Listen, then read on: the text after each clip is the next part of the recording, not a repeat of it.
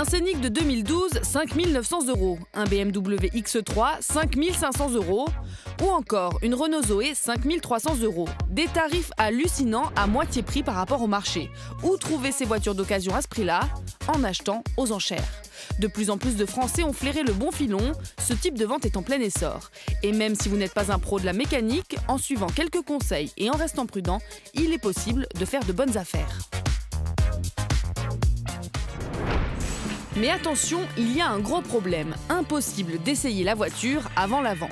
Et une fois achetée, impossible de se rétracter. Heureusement, on ne se lance pas complètement les yeux fermés. Il y a une étape incontournable, la visite où on peut scrupuleusement inspecter les voitures ciblées. Ici, dans les environs de Nancy, c'est le matin que ça se passe. Entre Internet et les photos qu'ils mettent sur Internet de l'état des véhicules et ce qu'on voit après directement sur place, c'est pas tout à fait pareil. Donc, il y a des voitures où on pensait faire une offre, on déchante, et d'autres véhicules, finalement, qu'on est un peu plus surpris par l'état qui est assez correct. Je pense sur la Polo, là, oui, je vais peut-être me positionner, il y a des chances. Alors, il faut procéder méthodiquement et vérifier un maximum d'éléments. Mais le temps est compté, ici, les acheteurs potentiels disposent de 3 heures. La première chose à regarder, c'est bien sûr le contrôle technique, puisque sur ce contrôle technique, on va retrouver différents éléments, notamment le kilométrage du véhicule ainsi que les anomalies qui ont été relevées concernant la sécurité. Alors on fait un tour du véhicule pour voir s'il y a d'éventuels impacts sur la carrosserie. Il est important aussi de contrôler l'état d'usure des pneus. Alors maintenant, nous allons procéder au contrôle des équipements. On va commencer par contrôler la radio. Ensuite, je t'ai dit, mais attends. Ainsi que la climatisation, le chauffage, la ventilation. On va pouvoir regarder donc les niveaux et voir si le moteur n'a pas un bruit particulier. Si vous n'êtes pas sûr de vous, vous pouvez faire appel à un expert indépendant.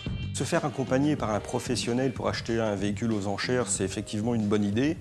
Mais il ne faut pas oublier que ça aura un coût, qu'il y a aussi des frais à ajouter au moment de l'achat. Donc c'est à prendre en compte au moment de la facture finale. Et oui, au prix final de l'enchère, il faut ajouter des frais d'adjudication et de vente. Ici, 13,2%. Notre X3 adjugé 5 500 € a finalement coûté 6 411 €, 2 500 en dessous de sa valeur. On va commencer par le numéro 500, c'est un C3.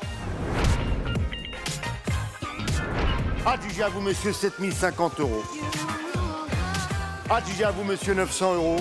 Allez, quelques conseils. D'abord, venez assister à une vente en spectateur avant de vous lancer dans l'expérience. Ensuite, notez bien la cote réelle des véhicules qui vous intéressent. La dépasser n'a aucun intérêt puisque contrairement à un achat classique, vous avez très peu de garantie.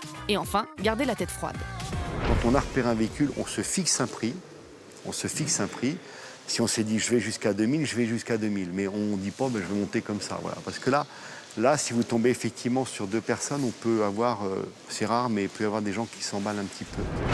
Il y a plusieurs ventes chaque semaine en France, donc autant prendre son temps. Savoir être patient et ne pas se focaliser sur un véhicule, c'est l'une des clés d'un bon achat aux enchères.